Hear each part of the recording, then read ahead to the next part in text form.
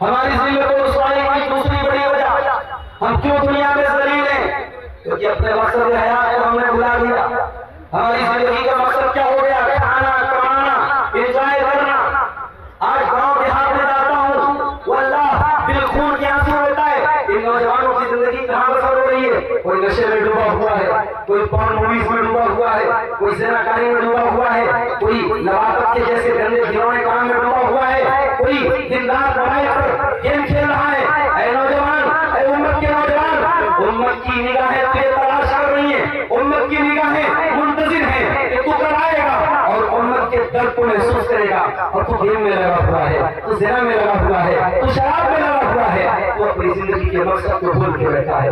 میرے بھائیوں، اپنا پیٹ تو جانور بھی پال لیتا ہے، اپنے بچوں کا پیٹ تو کتا بھی پال لیتا ہے، اپنی دنیا کی ضرورتوں کو جانور بھی پوری کر لیتا ہے. زندگی اتنی حقیر نہیں ہے، زندگی اتنی معمولی نہیں ہے. اللہ نے ہمیں کیوں پیدا کیا؟ فرمایا وما خلقت الجن والانس الا ليعبدون. میرے بندو، میں نے تمہیں پیدا کیا ہے اپنی عبادت کے لیے، اپنی توحید کے لیے. میں نے تمہیں اس لیے پیدا کیا ہے کہ تمہاری زندگی کا ہر لمحہ اللہ کو راضی کرنے کے لیے گزرے. ہم جب جانور کی قربانی کرتے ہیں، ہمیں دعا کرتے ہیں، دعا میں کہتے ہیں ان صلاتی و نسکی و محیایا و مماتی للہ رب العالمین. میری نماز اللہ کے لیے ہے، میری قربانی اللہ کے لیے ہے، میرا جینا اللہ کے لیے ہے، میرا مرنا اللہ کے لیے ہے. میری زندگی کا مقصد تیرے دین کی سرفرازی. میں اسی لیے مسلمان، میں اسی لیے نمازی. نوجوانوں، اپنی زندگی کے مقصد کو پہچانو. زندگی کو پیار محبت کے نام میں برباد نہ کرو، زندگی کو نشے کے نام پر بھیٹ نہ چڑھاؤ، زندگی کو اللہ کو راضی کرنے میں گزارو. بہت سارے کام بڑے عمر کے پینڈنگ، ان کاموں کے لیے آپ کی ضرورت ہے.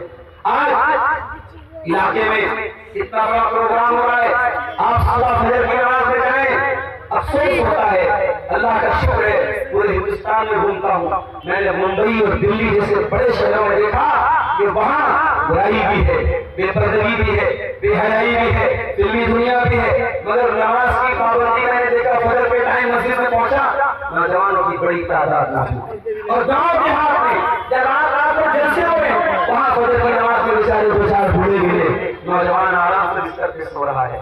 اے نوجوان، یہ حی علی الصلاۃ کی آواز صرف تیرے لیے نہیں ہے، کہ الصلاۃ خیر من النوم کی آواز تیرے لیے نہیں ہے. اے نوجوان، تو کتنا بڑا بزنس مین ہے، تو کتنا بڑا کاروباری ہے، تیرا ویاپار کتنا بڑا ہے، اپنے کاروبار اور اپنے بزنس سے کہہ دے کہ اے میرے بزنس ہے، میرے کاروبار، تیری اہمیت اپنی جگہ ہے اور اللہ کی عبادت کی اہمیت اپنی جگہ ہے. کاروبار سے بڑھ کے نماز ہے، نماز سے بڑھ کے آپ کا کاروبار نہیں ہے. اللہ قرآن میں کہتا ہے میرے متقی بندے وہ ہیں رجال لا تلہیہم تجارۃ ولا بیع عن ذکر اللہ واقام الصلاۃ وایتاء الزکاۃ. میرے نیک بندے وہ ہیں، وہ کاروبار بھی کرتے ہیں، وہ لین دین بھی کرتے ہیں، وہ بزنس بھی کرتے ہیں، مگر نماز کا ٹائم ہوتا ہے تو اللہ کی بات کرتے ہیں. تو نوجوانوں، اپنی زندگی کے مقصد کو پہچانو. نہیں پہچانو گے تو یوں ہی ہم جوتے کھاتے رہیں گے اور ذلیل رہیں گے. اور آگے بڑھیے، ہمارے ساتھ جو مسئلے مسائل چل رہے ہیں، جو دنیا میں ہم ذلیل ہو رہے، اس کی تیسری وجہ میں نے غور کی، میں نے وشلیشن کیا، میں نے اینالائز کیا. مجھے ایک بات یہ بھی سمجھ میں آئی کہ آج ہم ٹکڑوں میں بٹے ہیں، فرقوں میں بٹے ہیں، برادریوں میں بٹے ہیں، گروہوں میں بٹے ہیں، علاقوں کے تعصب میں بٹے ہیں. کوئی مسئلہ آتا ہے علاقہ کا بھی بن جاتا ہے، کوئی مسئلہ آتا ہے برادری کا بھی بن جاتی ہے. مسلمان مسلمان کو گالی دے رہا ہے، مسلمان مسلمان کو تانا مار رہا ہے. میرے بھائیوں، یہ جاہلیت کی چیز ہمارے اندر کیسے آ گئی؟ یہ جاہلیت کی چیز ہمارے اندر کیسے آ گئی؟ آپ اپنی برادری پر فخر کیجئے، لیکن کسی دوسری برادری کو ذلیل نہ کیجئے. آپ اپنے علاقے پر بے شک فخر کیجئے، مگر کسی دوسرے علاقے کو ذلیل نہ کیجئے. یہ بٹوارے، یہ فرقہ پرستی، یہ فرقہ بندی کہاں سے آئی؟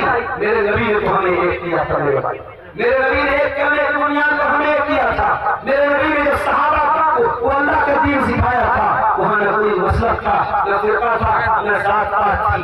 آج تو صاحب بہار کے دربھنگہ کے علاقے میں میں گیا، ایک گاؤں سے گزر ہوا، گاؤں میں میں نے دیکھا کہ راستے میں دیوار کھڑی ہے. راستے میں دیوار کھڑی ہے، دیوار کی ایک طرف انصاریوں کا راستہ ہے، دوسری طرف شیخوں کا راستہ ہے۔ شیخ برادری والے انصاری کے راستے پہ نہیں جاتے، انصاری برادری کے لوگ شیخ کے راستے پہ نہیں جاتے۔ اتنا بغض، اتنا تعصب کہ مسلمان کے اندر ہے میرے بھائی۔ اللہ ہم سب کو سمجھ دے، میرے نبی نے ہمیں ایک کیا تھا، اگر فلسطین کا مسلمان اور اس کے بچے اگر مریں تو بہار اور کٹیہار کے مسلمان کو اس کا درد ہونا چاہیے۔ اگر ہندوستان کے کسی علاقے میں آپ کے کلمہ کو بھائی پر ظلم و ستم ہو تو آپ اس کٹیہار اس گاؤں میں بھی اگر آپ بیٹھے ہیں، آپ کسی شہر میں بیٹھے ہیں، اس درد کو آپ اپنے دل میں محسوس کریں۔ اللہ کے پیارے نبی فرماتے ہیں مثل المؤمنین فی توادہم وتعاطفہم وتراحمہم كمثل الجسد الواحد اذ اشتقى منه عضو تداعى له سائر الجسد بالسهر والحمى۔ اے مسلمانوں، آپس میں اتنے ہمدرد بنو، اتنے پیار بانٹنے والے بنو، اتنی محبت کرنے والے بنو، اتنے ایک دوسرے کے جان نچھاور کرنے والے بنو۔ جیسے انسان کا شریر ہوتا ہے، شریر پیر میں کانٹا چبھتا ہے، آنکھوں سے آنسو رہتا ہے، پیر میں تکلیف ہوتی ہے، آنکھیں روتی ہے، پورے بدن میں بخار چڑھ جاتا ہے۔ میرے پیارے ساتھیوں، جیسے پورا شریر ایک دوسرے سے کنیکٹڈ ہے، جڑا ہے، مسلمان سے کنیکٹڈ ہونا چاہیے۔ کتنی یونٹی آپ کے اندر ہونی چاہیے۔ اتنا ہی نہیں، اللہ کے پیارے نبی نے دوسری حدیث میں فرمایا المؤمن للمؤمن کالبنیان یشد بعضہ بعضا، کہ مسلمان کے لیے ایک عمارت کی طرح، ایک بلڈنگ کی طرح ہونا چاہیے۔ ایک پیلر دوسرے پیلر کو طاقت دے رہا ہے، ایک چھت دوسرے چھت کو طاقت دے رہا ہے، ایک اینٹ دوسری اینٹ کو طاقت دے رہی ہے۔ مسلمان ایک دوسرے کو سپورٹ کرے، ایک دوسرے کا مددگار بنے، اتحاد پیدا کرو میرے بھائیوں۔ نہیں کرو گے تو انجام سن لو، ولا تکونوا کالذین فرقوا دینہم ولا تکونوا کالذین فرقوا دینہم وکانوا شیعا۔ اللہ قرآن میں کہتا ہے جو ٹکڑوں میں بٹ گئے، اے نبی آپ کو ان سے کوئی تعلق نہیں، نبی بھی ناراض ہوں گے، اللہ بھی ناراض ہوگا۔ اس فرقہ پرستی سے آؤ اتحاد اپنے اندر پیدا کرو، جہاں تک ہو سکے مل جل کر کے رہو۔ اور آگے بڑھی امت کی ذلت و رسوائی کی ایک بہت بڑی وجہ یہ بھی ہے، امت نے اور ہم سب نے اپنی فکر اور چنتا کا محور کس کو بنایا؟ دنیا کو بنایا۔ ہم آخرت کے بارے میں سوچتے ہیں کہ آخرت میں ہمارے ساتھ کیا ہونے والا ہے، قبر میں ہمارے ساتھ کیا ہونے والا ہے۔ آج جب ہم پر کوئی برا وقت آتا ہے اور ہم تنہائی میں ہوتے ہیں، ہم سوچتے ہیں کاش ہمارا کوئی مددگار ہوتا۔ میرے بھائی جب قبر میں آپ جائیں گے، منکر نکیر آپ سے سوالات کریں گے، وہاں نہ باپ بیٹے کے کام آئے گا، نہ شوہر بیوی کے کام آئے گا، وہاں آپ کا عمل اور آپ کا ایمان آپ کے کام آئے گا۔ اپنی آخرت کی چنتا کرو، اپنی قبر کی چنتا کرو، اپنی برزخ کی زندگی کے بارے میں سوچو۔ اللہ کے پیارے نبی فرماتے ہیں من کان بالآخرۃ ہمہ، جو آخرت کی چنتا اپنے دل میں بیٹھا لے گا، اس کو آخرت کی فکر ہوگی، جعل اللہ غناہ فی قلبہ، اللہ تعالیٰ اس کے دل کو چنتاؤں سے مکت کر دے گا، اس کے دل کو ٹینشن سے آزاد کر دے گا، اس کو کوئی ٹینشن نہیں ہوگی۔ وجمع لہ شملہ، اللہ اس کی پرابلم کو حل کر دے گا۔ واتتہ الدنیا وہی راغمۃ، اور دنیا چل کر کے اس کے پاس آئے گا۔ میرے عزیزوں، دنیا 40 سال آپ کے ساتھ رہے گی، 50 سال آپ کے ساتھ رہے گی، اس کے بعد مر جانا ہے۔ میرے نوجوان ساتھیوں، یہاں کے بازوؤں کی طاقت ایک دن ختم ہو جانی ہے، دولت والوں ایک دن دولت ختم ہو جانے والی ہے، عہدے والوں ایک دن عہدہ ختم ہو جانے والا ہے، اسٹیٹس والوں ایک دن اسٹیٹس ختم ہو جانے والا ہے۔ کہیں ایسا نہ ہو قیامت کے دن جب یہ مال کام نہ آئے، یہ دولت کام نہ آئے، یہ عہدے کام نہ آئے، اور ہمیں پچھتانا پڑے اور ہمیں کہنا پڑے ما اغنی عنی مالیہ ہلک عنی سلطانیہ، میرا مال میرے کوئی کام نہ آیا، میرا پاور میرے کوئی کام نہ آیا۔ آخرت کی چنتا کرو میرے بھائی، آخرت کی فکر اپنے دل میں بٹھاؤ۔ اللہ کے پیارے حبیب کو دیکھو، نبی کے صحابہ کو دیکھو۔ اللہ کے پیارے نبی اور نبی کے صحابہ نے دنیا میں زندگی گزاری ہے، بیوی بچوں کا حق بھی ادا کیا ہے، کاروبار بھی کیا ہے، مگر ان کا ٹارگٹ آخرت ہوتا تھا، ان کی منزل آخرت ہوتی تھی۔ اللہ کے پیارے نبی ایک معمولی سی چٹائی پر لیٹتے ہیں، صحابہ کرام آپ کو آفر کرتے ہیں اے اللہ کے حبیب ہم آپ کے لیے آرام کے بستر کا انتظام کر دیتے ہیں۔ اللہ کے پیارے نبی کہتے ہیں مالی ولی دنیا، مالی ولی دنیا، اے میرے صحابہ میرا دنیا سے کیا لینا دینا ہے؟ ما انا الا کراکب استظل تحت شجرتین، میں ایک مسافر کی طرح ہوں جو پیڑ کے نیچے آرام کرتا ہے، ثم راح فترکھا، پھر اپنی منزل کی طرف چلا جاتا ہے۔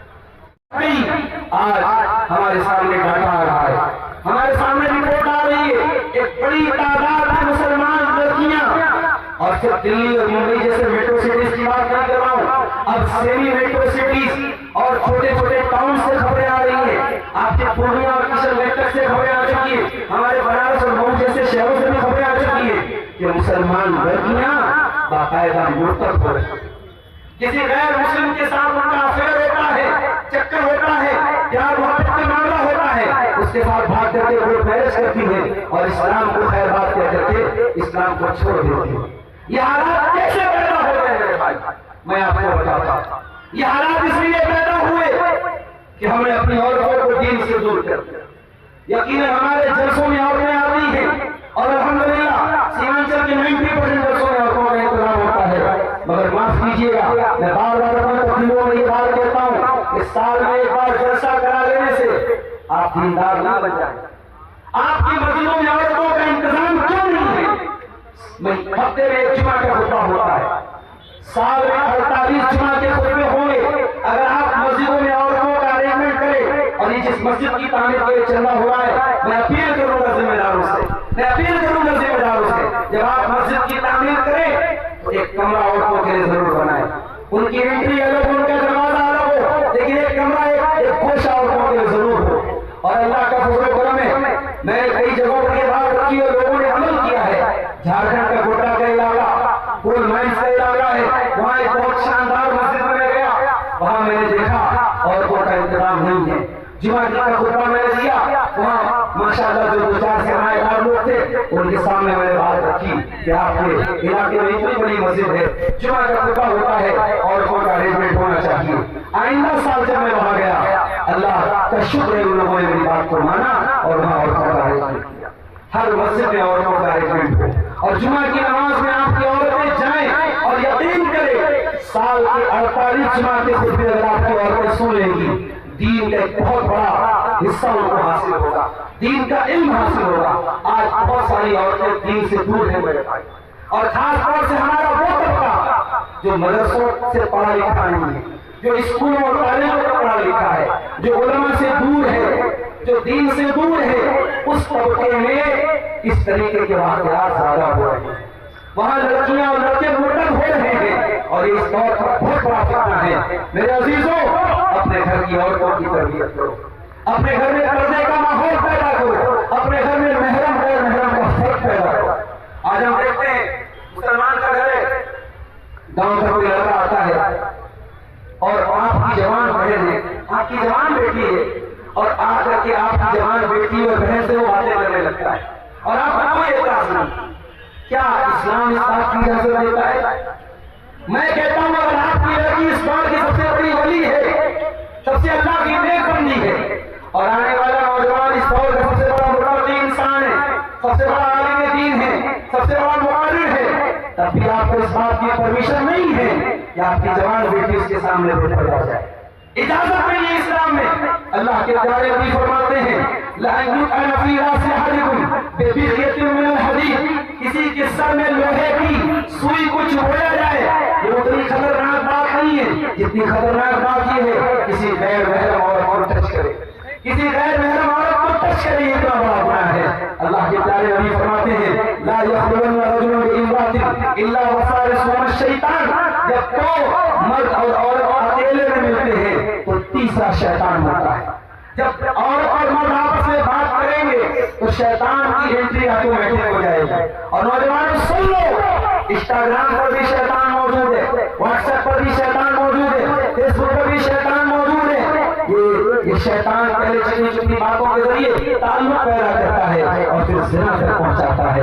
آج اس امت کے مردوں اور عورتوں کو یہ درس دینے کی ضرورت ہے، اسلام پاک کا مذہب ہے، اور میں اسی لیے اکثر کہتا ہوں زناگاری کو روکنا ہے تو نکاح کو کرو۔ آج اس امت میں جس تیزی سے زنا کا گراف بڑھ رہا ہے، بدکاری کا گراف بڑھ رہا ہے، وہ لمحے فکریہ ہے، وہ بہت ہی چنتا جنک ہے، وہ بہت ٹینشن کی بات ہے۔ امت ایک بڑا نوجوانوں کا طبقہ، لڑکے اور لڑکیوں کا طبقہ زناکاری کی طرف جا رہا ہے، کیوں جا رہا ہے؟ اس کے بہت سارے اس کی وجوہات ہیں، اس میں سے بڑی وجہ شادیوں میں یہ رسم و رواج کے لمبے چوڑے بخیرے ہیں، یہ جہیز کی ڈیمانڈ ہے، یہ بارات کی رسم ہے، یہ ہلدی کی رسم ہے، یہ مہندی کی رسم ہے۔ ان رسموں کو اپنے پیروں کے نیچے کچل دو اور اپنے گھر کی عورتوں کو دیندار بنانا ہے، دیندار لڑکوں سے شادی کرو اپنے لڑکیوں کی، اور دیندار لڑکیوں کو بہو بنا کے لاؤ۔ میرے عزیزو، اللہ کے پیارے نبی فرماتے ہیں اذا خطب الیکم من ترضون دینہ وخلقہ فزوجوہ، جب تمہاری لڑکی کے لیے ایسا رشتہ آ جائے، لڑکا دیندار ہے، لڑکا بااخلاق ہے، اپنی لڑکی کا نکاح کر دو۔ یہ مت دیکھو کتنا پیسے والا ہے، کتنا اسٹیٹس ہے، اگر اچھا کھانے کمانے والا ہے، دیندار ہے، آپ کی بیٹی کو خوش رکھے گا، آپ کی بیٹی کا حق ادا کرے گا۔ نبی نے فرمایا نکاح کر دو، اگر ایسا نہیں کرو گے تکن فتنۃ فی الارض وفساد عریض، زمین میں فتنہ اور فساد۔ تو عورتوں کی اصلاح بہت ضروری ہے میرے بھائی، اور یاد رکھو اپنی بہنوں سے کہنا چاہوں گا جو جلسوں اور پروگراموں میں آتی ہیں اور فن سمر کر کے آتی ہیں، میک اپ کر کے آتی ہیں، زیورات سے رکھ کر کے آتی ہیں، بڑے ادب سے ان سے کہنا چاہتا ہوں اگر آپ اس طریقے سے جلسے میں آتی ہیں تو آپ کا نہ آنا بہتر ہے، آپ کا جلسوں میں نہ آنا بہتر ہے۔ ارے میرا دین تو وہ دین ہے جو کہتا ہے کہ اگر عورت مسجد میں نماز پڑھنے کے لیے خوشبو لگا دی جاتی ہے، نبی نے فرمایا اس کی نماز قبول نہیں ہو۔ خوشبو لگا کر ایسی خوشبو جو غیر مردوں کے نتھنوں تک پہنچے، ایسی خوشبو لگا کر کہ عورت کو مسجد میں نماز پڑھنے جانے کی پرمیشن نہیں ہے، تو جلسے اور پروگرام میں آنے کی پرمیشن کیسے ہو جائے گی؟ میرے پیارے ساتھیوں، قرآن کہتا ہے وَلَا تَبَرُّجْنَ تَبَرُّجَ الْجَاهِلِيَّةِ الْأُولَىٰ، اے مسلمان عورتوں تم جب گھر سے نکلا کرو بن سمجھ کر کے نہ نکلا کرو، بناؤ سماج کر کے اپنے آپ کو ایٹریکٹیو بنا کر کے آکرشک بنا کر کے نہ نکلا کرو۔ اگر عورت گھر سے نکلے پردے میں نکلے، سادہ رہتا۔ اپنی چھوٹی چھوٹی بچیوں کو سمجھاؤ۔ میں بات جگہ ہو گیا مہمان کے طور پہ، عالم کے لوگ عزت تو کرتے ہی الحمدللہ آپ سے جگہوں پر، اب اس گھر کے بچے بھی آگے مسافہ کرتے ہیں۔ 5 سال کی 6 سال کی بچی آتی ہے، لڑکے نے مسافہ کے لیے ہاتھ بڑھایا، لڑکی نے ہاتھ نہیں بڑھایا، لڑکی نے کہا میرے ابا نے منع کیا ہے کہ لڑکیوں کو آدمی لوگوں سے مسافہ نہیں کرنا چاہیے۔ یہ 6 سال کی بچی کو یہ تعلیم کس نے دی؟ یہ باپ نے دی۔ مہاراشٹر میں ایک علاقہ ہے شولاپور، ایک جگہ پر میں گیا، وہاں 5 سال کا بچہ دادا کے ساتھ رات میں سوتا ہے اور دادا سورہ ملک کی تلاوت کر کے سوتے ہیں۔ 5 سال کا بچہ دادا کی سورہ ملک کی تلاوت سن کر کے، سورہ ملک تقریباً 3 صفحے کی سورت ہے اور بڑے بڑے مردوں کو یاد نہیں ہوگی، 5 سال کے بچے نے دادا سے سن کے یاد۔ اور ابھی لیٹسٹ نیوز ہے 2 مہینہ پہلے ممبئی کا ایک علاقہ منڈرا ہے، وہاں پر ایک 6 سال کے بچے نے قرآن پورا کا پورا حفظ کر لیا اور پھر 6 مہینے میں اس نے پورا قرآن یاد کر لیا۔ میرے عزیزوں، یہ تمام چیزیں تربیت پر ڈیپینڈ کرتی ہیں۔ آپ اپنے بچوں کی کیا تربیت کرتے ہیں؟ آپ کے گھر میں موبائل پر کیا دیکھا جاتا ہے؟ آپ کے گھر کا ماحول کیسا ہے؟ ماں کیسی ہے؟ باپ کیسا ہے؟ اس پر ڈیپینڈ کرتا ہے۔ اگر عورتوں کو سنوارنا ہے، اگر نوجوانوں کو سنوارنا ہے، اگر نئی نسل کو بنانا ہے، ہمیں اپنے بچوں کی اچھی تربیت بھی کرنی پڑے گی۔ اور آگے بڑھیے، اس امت کی ذلت و رسوائی کی ایک بہت بڑی وجہ یہ بھی ہے کہ آج ہم نے قرآن کو چھوڑ دیا ہے، قرآن سے دور ہو گئے۔ آج موبائل 1 منٹ کے لیے ڈسچارج ہو جائے ہم بے چین ہو جاتے ہیں۔ موبائل 10 منٹ کے لیے میسج، ابھی میں نیپال گیا، نیٹورک آنا بند ہو گیا، پریشان، پتہ نہیں کس کا کال آ رہا ہے، ہم موبائل کے بغیر 10 منٹ نہیں رہ سکتے۔ میرے عزیزوں، موبائل کے بغیر آپ 10 منٹ نہیں رہ سکتے۔ لیکن ذرا دل پر ہاتھ رکھ کے بتائیے کہ آپ نے آخری بار قرآن کب پڑھا تھا؟ سیمانچل کے لوگوں آپ سے پوچھتا ہوں، ہر جلسے میں آپ نے تو پاس ربی کو سنا، شیخ عزیز صاحب کو سنا، شیخ امام صاحب کو سنا، آپ نے قرآن کو آخری بار کب تلاوت آپ نے کی؟ ذرا سینے پر ہاتھ رکھ کے بتاؤ۔ آج یہ امت قرآن سے دور ہو گئی۔ اللہ کے پیارے نبی فرماتے ہیں ان اللہ یرفع بہذا الکتاب اقواما ویذر بہ آخرین، اللہ تعالیٰ اس قرآن کے ذریعے بہت سارے لوگوں کو عزت دے گا اور اس قرآن کو چھوڑنے کی وجہ سے بہت سارے لوگوں کو ذلیل بھی کرے گا۔ قیامت کے دن اللہ کے پیارے نبی اللہ کی بارگاہ میں شکایت کریں گے ہماری اور آپ کی،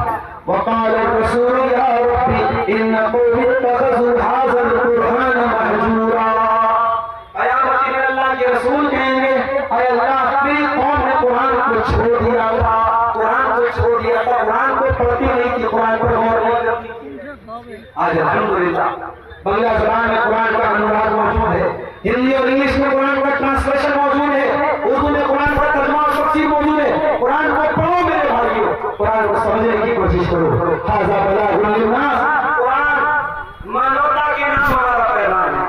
ہر جلسے میں اپنے گاؤں میں غیر مسلموں کو بھی دعوت، اور معاف کیجیے یہ جو وید کے منتر آپ سناتے ہیں، یہ گیتا کے جو شلوک اپنے غیر مسلم بھائیوں کو سناتے ہیں، اس سے کہیں زیادہ بہتر یہ ہے اپنے غیر مسلم بھائیوں کو بلائیے اور ان کو قرآن سنائیے، ان کو قرآن کی بھیٹ دیجیے، ان کو پوری قرآن کی ہندی کی کاپی دیجیے، اور آپ 2-4 بار ایسا کیجیے میرے بھائیوں۔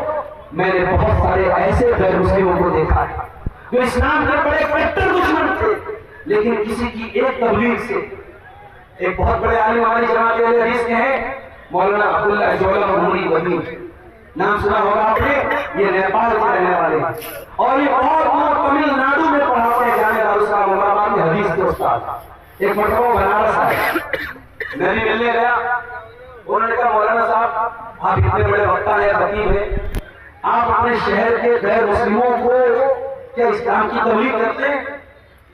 میں نے کہا نہیں، ایسا کوئی ماحول نہیں ہے، بنارس کو بھی دھارمک شہر ہے، وہاں ایسا ماحول نہیں ہے۔ تو مولانا عبداللہ جولا محمودی مدنی کو میں نے دیکھا، ہمت دیکھیے انسان کی، انہوں نے کہا کہ آپ اپنے علاقے میں تھانے پر گئے، میرے علاقے کے تھانے پر گئے اور تھانے دار سے جا کر کے بیٹھ کر کے اس کو اسلام کے بارے میں سمجھایا۔ آپ کے آس پاس کے گاؤں میں بہت سارے غیر مسلم رہتے ہیں، آپ ان کے ساتھ لین دین کرتے ہیں، ان کے ساتھ آپ کا اٹھنا بیٹھنا ہے، آپ اتنا تو کر دیں زندگی میں، ان کو قرآن ایک مرتبہ آپ دے دیں، قیامت کے دن اللہ پوچھے گا۔ تو بھارت میں رہتا تھا 80 کروڑ لوگ قرآن سے دور تھے، 80 کروڑ لوگ توحید سے دور تھے، 1 ارب کے قریب لوگ اللہ کو نہیں مانتے تھے، پیڑ پودوں کی عبادت کرتے تھے، تو ان کے بیچ میں لا الہ الا اللہ پڑھتا تھا، انہیں کبھی رب کا قرآن ان کو سنایا، انہیں کبھی توحید کا درس ان کو دیا۔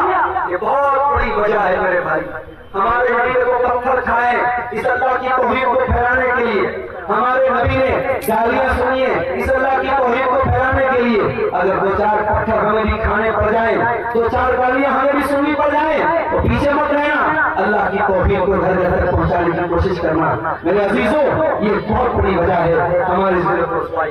ہمارے مولانا شفیع مکتب عزیز صاحب آ چکے ہیں، 1-2 پوائنٹ بیان کر کے اور بات ختم کرتا ہوں، کیونکہ میں ابھی سفر سے آیا ہوں، پھر کہیں نکلنا ہے۔ میں موضوع کیا ہے؟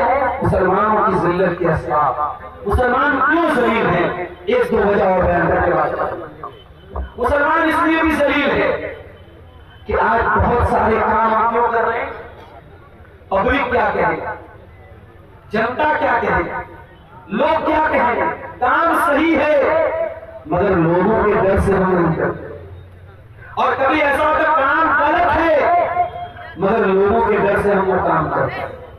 میرے بھائیوں، لوگوں کو راضی مت کرو، اللہ کو راضی۔ یہ لوگ قبر میں آپ کے کام نہیں آئیں گے، یہ دنیا میں بھی آپ کے کام نہیں آئیں گے۔ آپ مریں گے یا آپ کی قبر پہ مٹی دے کے ہاتھ جھاڑیں گے اور کہیں گے یار عبدالغفار اچھا آدمی تھا، بس۔ آپ اپنی تعریف سننے کے لیے آپ کو مرنا پڑے گا۔ میرے بھائیوں، لوگوں کو راضی کرنے کے چکر میں کیوں پڑتے ہو؟ اللہ کو راضی کرو۔ اللہ کے پیارے نبی فرماتے ہیں من اتبع سبیل اللہ بسخط الناس، جو اللہ کو راضی کر دے اور لوگوں کو ناراض کر دے، لوگوں کو ناراض کر کے اللہ کو راضی کر دے، کفاہ اللہ مؤونۃ الناس، اللہ اس کے لیے کافی ہو جائے گا۔ اور جو لوگوں کو راضی کرنے کے چکر میں اپنے رب کو ناراض کر دے، اپنے مالک کو ناراض کر دے، اللہ کے پیارے حبیب فرماتے ہیں وَكَلَهُ اللَّهُ إِلَى النَّاسِ، اللہ تعالیٰ سے لوگوں کے حوالے کرے۔